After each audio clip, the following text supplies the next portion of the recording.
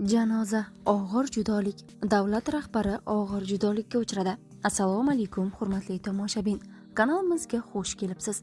Video roligimiz ostida bir dona like hamda podpisatsiya tugmachasini bosib qo'yishni yodingizdan chiqarmang. Biz sizga o'zbek hamda jahon sahnida ro'y bergan eng sara yangiliklarni birinchilardan bo'lib taqdim etamiz. 14-may kuni davlat rahbarining rafiqasi bu yorug' olamni tark etdi.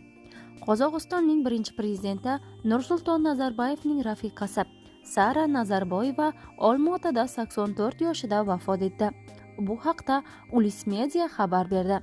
Sara Nazarboyeva bir necha kundan beri prezident ma'muriyatining tibbiyot markazida og'ir ahvolda yotgan edi. Joriy yilning 5-may kuni uning shifoxonaga yotqizilgani haqida xabarlar paydo bo'lgan. Mahalliy va xorijiy shifokorlar uning hayotini saqlab qolishga harakat qilgan, biroq buning imkoni bo'lmagan.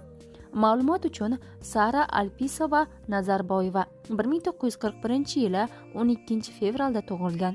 U Nursulton Nazarboyev bilan turmush qurgani bo'lib, juftlikning 3 nafar qizi bor. Sara Nazarboyeva yoshligida ishlab chiqarishda ishlagan, keyinroq iqtisodiyot sohasi bo'yicha oliy ma'lumot olgan. 1992-yilda esa u Bobek nomli xayriya fondini tashkil etgan. Sara Nazarboyeva bolalar huquqlarini himoya qilish yo'lidagi faoliyati uchun bir qator xalqaro mukofotlarga loyiq ko'rilgan. U 1991-yilda 2019-yilgacha Qozog'istonning birinchi xonimi bo'lgan. 2024-yil 26-dekabrda ijtimoiy tarmoqlarda uning vafoti haqida xabarlar tarqalgan edi. Ertasi kuni tarmoqlar texnik xatolik uchun uzr so'ragan va Nursulton Nazarboyev matbuot xizmati bu xabarni rad etgan edi. Afsuski, bugun u bu yorug' olamni tark etdi. Hamdardlik bildiramiz.